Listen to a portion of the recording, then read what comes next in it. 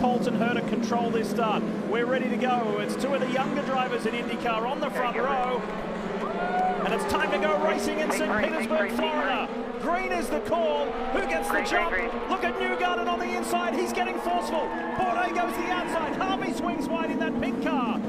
And this is a hot spot. Can we tiptoe through here and get through cleanly? Bourdais got into the back of Newgarden there at the turn 1 apex. They still continue on track. I don't know if there's any damage, but Rinus VeeKay has all kinds of pressure from behind. Simon Pagenaud had a little bit of contact with his Frenchman, Sebastian Bourdais, but clean first lap so far. I like the way they're racing right now. Graham Rahal to the outside of Alexander Rossi in the pink Auto Nation car. And Rahal is fired up for a big weekend.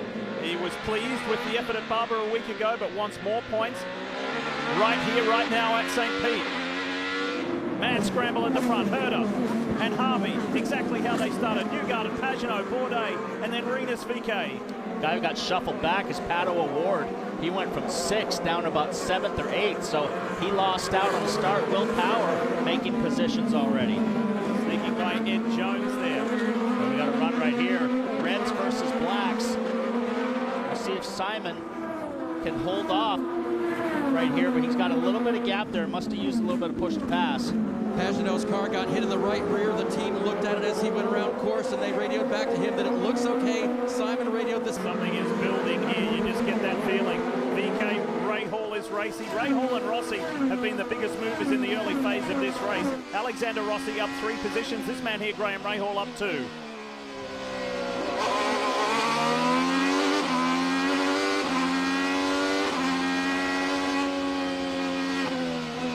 Great shots there from United Rentals. Again, Rahal on the harder black tire. We're 4 laps into this, and I would expect in about 5 laps, guys, if you have a run, use push to pass. It's about where we start to see the cross-off as Scott Dixon makes a move on O'Ward up the inside of turn 1. That's for 9th, car 9, position 9. Now O'Ward is really struggling. Starting on the black, harder tires, qualified on those. Took a little gamble, Townsend. Decided that he didn't want to use the reds, so for whatever reason, right now he's sliding backwards. Yeah, Dixon on the softer red tires, Hunter Ray. So this is the part of the stint, a stint being the life of the tire, the first 30 laps or so, where the red tire is going to have an advantage. In about 5 laps, like I said, that's when I would expect the cars on black tires to start pressuring the red tire cars as the red tires start to wear out. They're softer, so they wear faster. Power, Romain Grosjean in that Nurtec Honda for Dale Coyne Racing with Rick Ware Racing. And Jimmy is still trying to juggle it, trying to engage that. This is what happened. Have a listen. Just locked it up and couldn't make the turn. Lucky he didn't get hard into the wall. A couple lights cars got, you see the black mark on the wall, got into the wall, but Colton Herta just brushed the wall. Pretty light tap, but you don't want to be doing any more of that bend to toe link. But still, they haven't gone yellow. There's really, Townsend, no access for the safety car to get over there without going out on the track. And then we got some Herta radio as well. Listen to this. Look at tracks ripping up in turn 9. All right, copy that. Let's keep that to ourselves. And there's the caution, finally. Full course yellow, pits are closed. These guys that pitted like Will Power just got a big advantage of these guys that stayed out. That's going to cycle Colton Herta behind those guys that pitted. We don't know how many of the leaders will actually opt to come to pit lane here. Ambient temperature is 84 degrees, track temp 118, 70% humidity here in St. Petersburg. Having a look here in turn 9, and I see some marbles, but I don't really see any evidence of the track coming up. I see some little bits here. I thought he said the track is ripping up. Yeah, but that's not normally something a driver would complain about. You'd celebrate that. Maybe if he said gripping up, that's why his father Brian said, let's keep that to ourselves. We will see. Maybe it is coming up a little bit there. That's just a rubber buildup on that paint. Restarts here down into turn 1. Get ready. Be pretty spicy. Listen to the call. Green, green, green. A lot of pickup on the tires as 24 cars go firing down into turn 1. You can see marbles on the track. Oh, big lock up by Bourdais. Nearly gets him in the back of Simon again. VK was challenging him on the inside. Graham Rahal in that blue and white United Rentals Honda right there. He's sizing VK up. Rahal goes for the outside. Big, strong overtaking move on the outside. Oh, Rossi stuffs it on the inside of Scott Dixon right there. VK blocked Rahal up the inside, but braked really early for the corner. Rahal had all the grip on the line and just sailed right by. VK's in trouble here. He's sliding around all over the place. Rossi now is all over the back of him. That lockup was so significant, folks. Our announce booth on the right-hand side, on the outside, I should say, coming to turn one. The smoke infiltrated our announce booth. I just thought that was your chosen scent for today. Not mine. Big dive on the inside. Takuma Sato on James Hinchcliffe. They hit. Wheel-to-wheel contact. And the Andretti Steinbrenner Autosport car. And a flat tire. Flat front tire. So they hit wheel-to-wheel flush, Townsend. It could have knocked the valve stem off of that rim, and immediately it went flat. Yeah, I was surprised Hinch tightened things up like that in turn one. Sato was very much there. Wonder if Hinch knew that Sato was square up there. A lot of these cars, these drivers will have spotters down in turn one, giving them that information, just like on an oval. Let's take a replay. So Sato dives in, really no lockup, and then bang, wheel-to-wheel flush, and you see something come out of the wheel right there, probably knocked the valve stem off the rim, and then immediately the tire was flat. Watch something fly in the air here. Might have knocked the wheel out of Sato's hands as well on the contact. You can see his hands come off the wheel. So pretty big impact. Here we go on board. I saw the valve stem. See that silver valve stem? Yeah. Jump off the wheel right there? Check this out, Romain Grosjean, World Power. This is turn 10. It's wheel-to-wheel there, and Grosjean into the wall. Oh, and then Ed Jones gets both of them. And prior to that, Grosjean in that bright purple car chasing Will Power. Wow, so 2 walk laps within a lap for Romain Grosjean. He's playing a game of bumper bowl. That 51 Oh, he hit the wall again. Nursejet car still hanging in there. That thing's tough, Paul. Yeah, I'll say. Hey guys, he clearly has a steering issue. He's radioed to the team a couple of times. I don't think I can hang on to it anymore. In fact, he's telling them right now, something is broken. I'm going to come to pit road. He told me the reason he would not defend going down into the corner like that to stay in the line was because drivers like Sato, by diving down there, would pick up all the marbles. Didn't work out for him because he got the flat tire, but that's how he was defended, by not going down the line. Rinus VK got a little wide there, and the kink nearly hit the wall. Sato on the inside of Ryan Hunter-Reay. Couple of Indy 500 champs going at it. Nice clean move from Sato. All these drivers know that pit stops are coming up soon.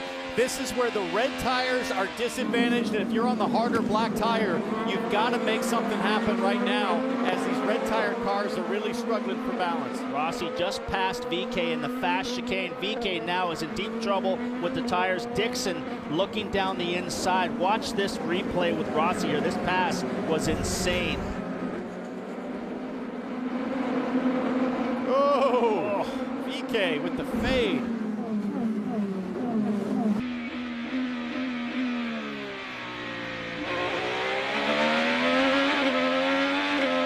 Got to get through this chicane, get right to the tail of Harvey, and try to get a good exit. The red tires right now won't get the drive off the corner. 5 back.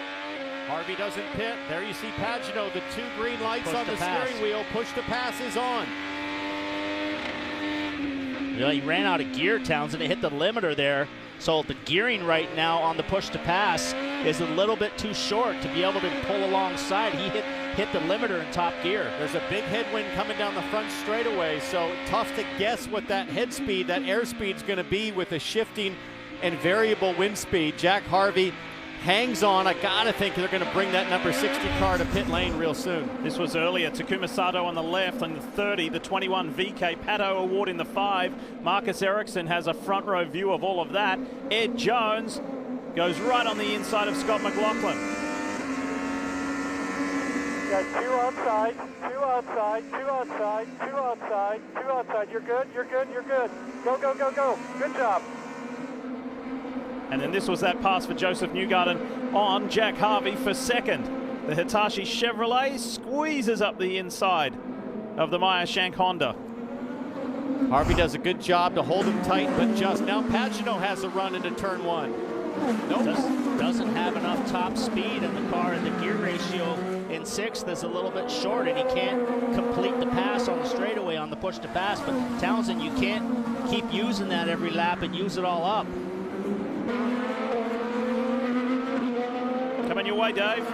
Here comes Seb, hits his marks perfectly. Crew goes to work. Pit stop should be between 6 and 7 seconds to get him on and off of pit road and back onto the streets of St. Petersburg.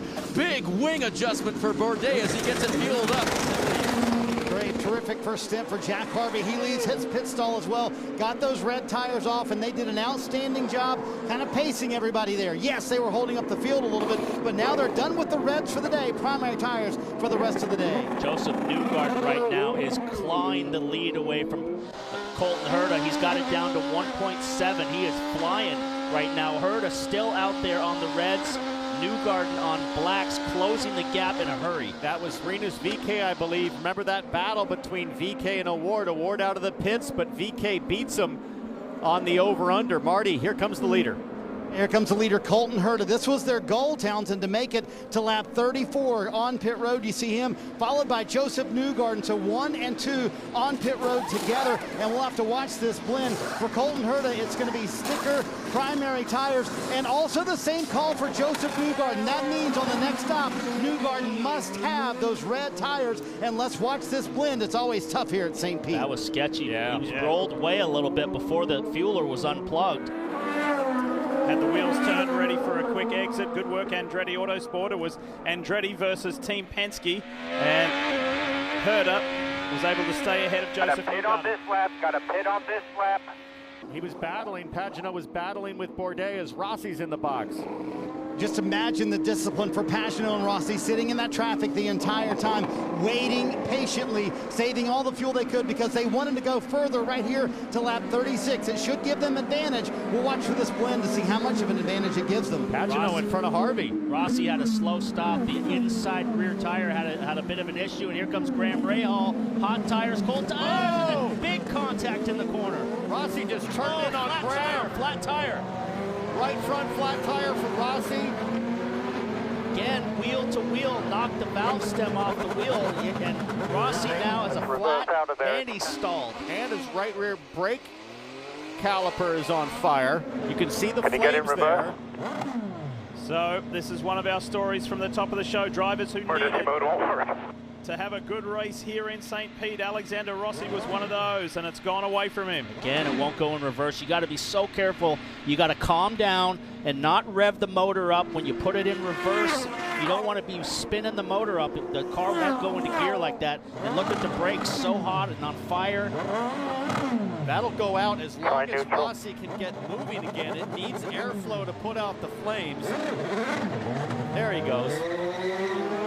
Paul, you can race side by side here. You can hip check, but you can't turn in on guys when they have the corner.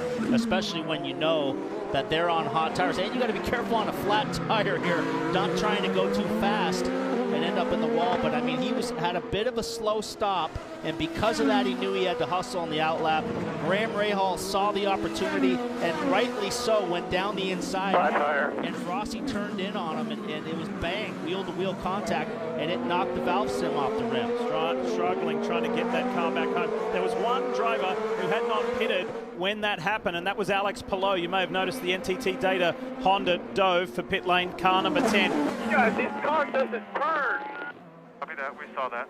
Let us know what you need for blacks on the front stretch, please. Well, I don't know, just leave it. There's nothing we're doing is helping.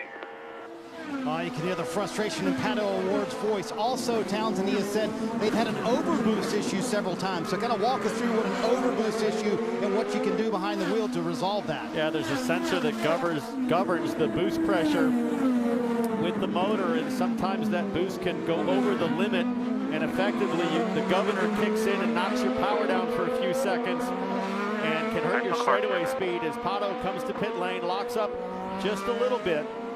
And kind of like Barber last weekend, kind of started off pretty strong today, but some anxious moments in the cockpit because he just doesn't have the balance, Marty, that he wants. Yeah, certainly not the weekend, back-to-back weekends that Pato O'Ward wanted. The obvious fastest car last week at Barber, they did not win, and now here they're not so good this weekend at St. Pete either. Only with not only with the handling, but also that overboost issue. You heard Taylor Kyle say, "Tell us what you want for the primary tires," and you see that major wing adjustment on both sides. Hope that helps them out a little bit. At this point, if they can finish top 10, that would be an okay day for Pato O'Ward. You guys have said a few times for Scott Dixon, it's been kind of a quiet day on Sunday, but I think they would take it considering how much they struggled Friday and Saturday. In fact, this morning, they didn't like the car in warm-up, so they kind of bailed on a plan. They were going with a plan new setup, kind of did a hybrid with what they used to do as street courses. His teammate Alex Palou trying to pull into his pit as Dixon pulls out. We'll see if Dixon can gain some time on Herta, who's been masterful today. That was a lot tighter. Yeah, that was a lot tighter in out with Palou, with his teammate, than it was for Newgarden and Herta. So Dixon on cold black tires, but Sato, who's already made his last stop, is right there. Meanwhile, Dalton Kellett just inside the apex of turn 1, just outside the pit exit. He is safely out of the way. I would imagine that IndyCar will just leave him there. Well, it's worked for Colton Herta and Josef Newgarden. It has not worked out to plan today for Jimmy Johnson. The Carvana Honda stranded on the side of the track. Second time we've seen Jimmy in a situation today. And this was the yellow that we kind of need to pack this race up and get something going. But that's the fastest section of the track right there. Yeah. Townsend, I got to think he just did a pit stop, probably came out on cold tires and lost it, I would think. You can see the crossing skid marks that suggest that he just lost it. Well, he didn't come out of the pit, so.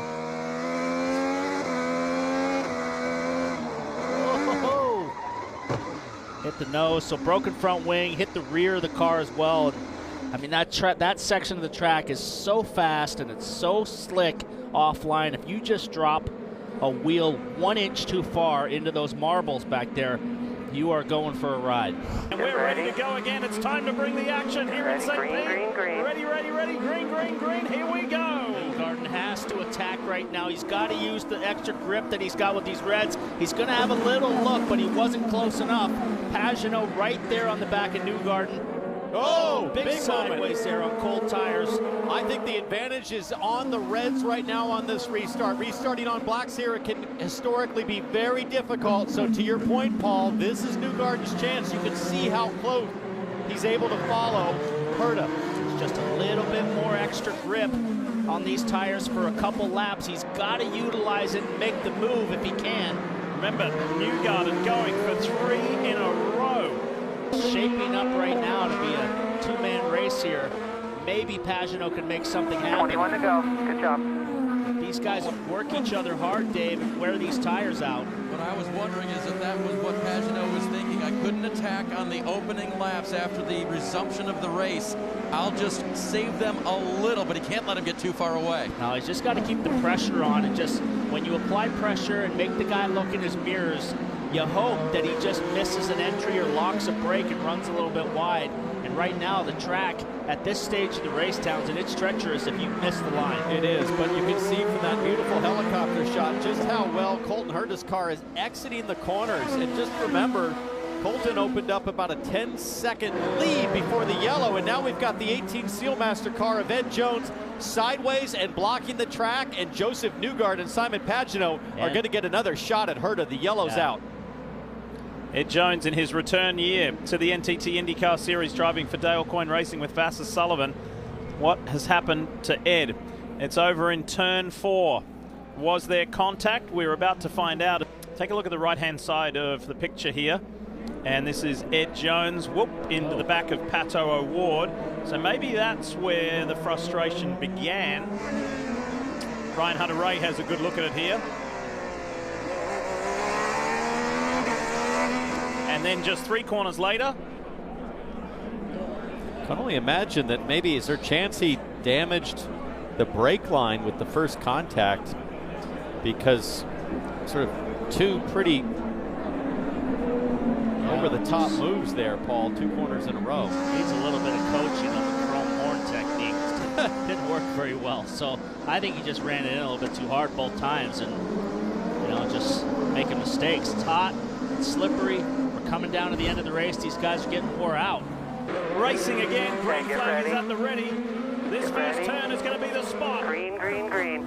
Good start by Newgarden and by Simon Pagenaud. Newgarden right there in the draft. Does he pop out? No, he decides not to.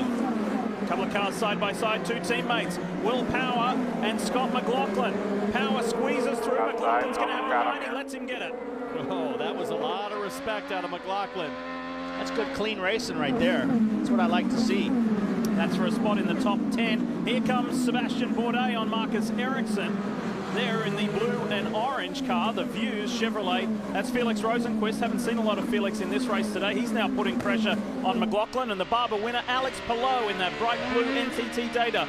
Honda is right there. We haven't shown a lot of Harvey either. He's still top 4, but right there, Felix Rosenquist sideways, hanging onto the car, trying to get the marbles off. Every corner, every exit has been absolutely butter smooth in terms of rolling on the power and making the most of the Firestones, but not taking any more than what he has on offense. Wow, like father, like son. He certainly drives a lot like his dad, Brian. Silky smooth, doesn't make a lot of mistakes, so push to pass now. He's going to try to lay down some fast laps now, bringing it home on the last lap, ensure that he's going to maybe go for fast lap of the race. 1 lap to go, less than 1.8 miles on what has been a spectacular day for Colton Herta.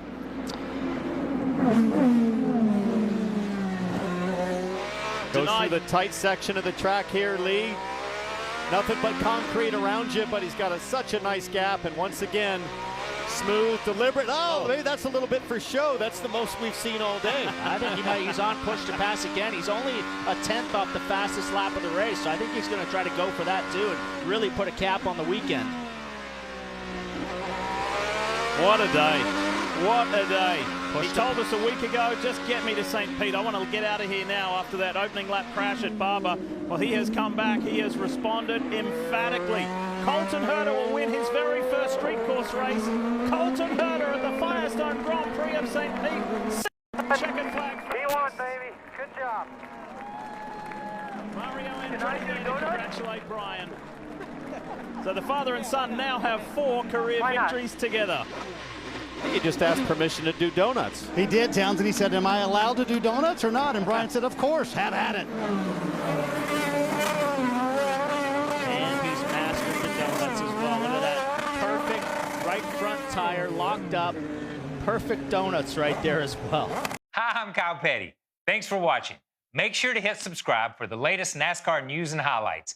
And don't miss NASCAR American Motor Mouse every Monday and Wednesday at 6 p.m. on Peacock. Go to peacocktv.com or download the app from the App Store or Google Play.